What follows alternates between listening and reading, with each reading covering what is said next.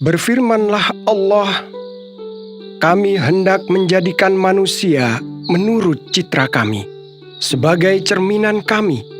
Mereka akan berkuasa atas ikan-ikan di laut, atas burung-burung di udara, atas ternak, atas seluruh bumi, dan atas semua binatang melata yang merayap di bumi. Maka Allah menciptakan manusia menurut citranya. Menurut citranya, Allah menciptakan manusia laki-laki dan perempuan. Pada waktu itulah Allah Al-Khaliq membentuk manusia dari debu tanah dan menghembuskan nafas kehidupan ke dalam hidungnya. Maka manusia itu menjadi makhluk yang hidup.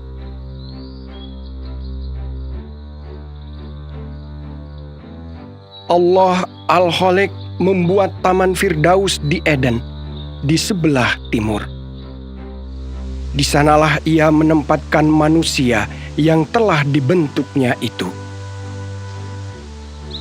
Lalu dari tanah, Allah Al-Khaliq menumbuhkan segala jenis pohon yang menarik untuk dipandang dan yang baik untuk dimakan buahnya, termasuk pula pohon hayat di tengah-tengah taman itu serta pohon pengetahuan tentang yang baik dan yang jahat.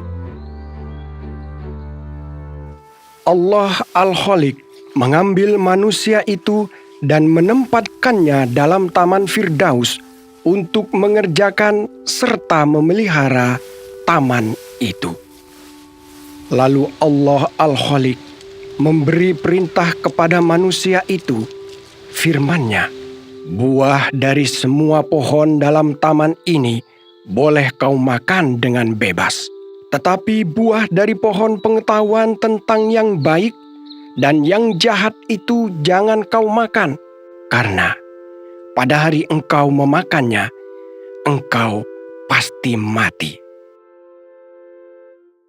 Kemudian Allah Al-Khaliq berfirman, tidak baik manusia itu seorang diri saja.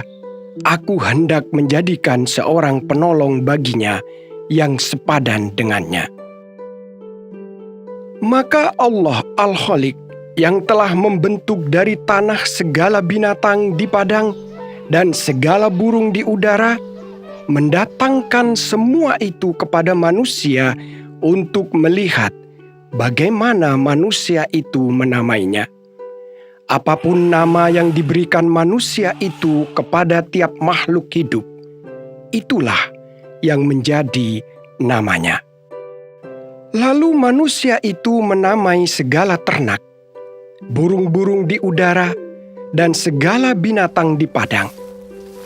Akan tetapi, bagi dirinya sendiri, manusia itu tidak mendapati seorang penolong yang sepadan dengan dirinya. Maka Allah Al-Khaliq membuat manusia itu tertidur lelap. Sementara ia tidur, Allah mengambil sebilah tulang rusuknya, lalu menutupinya dengan daging.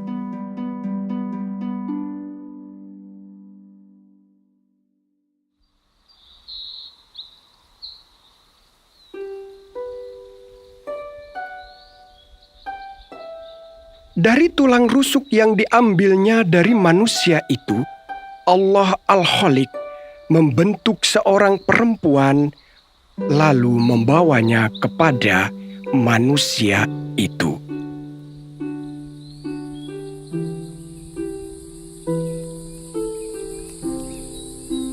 Kata manusia itu, "Ini dia, tulang dari tulangku dan daging dari dagingku.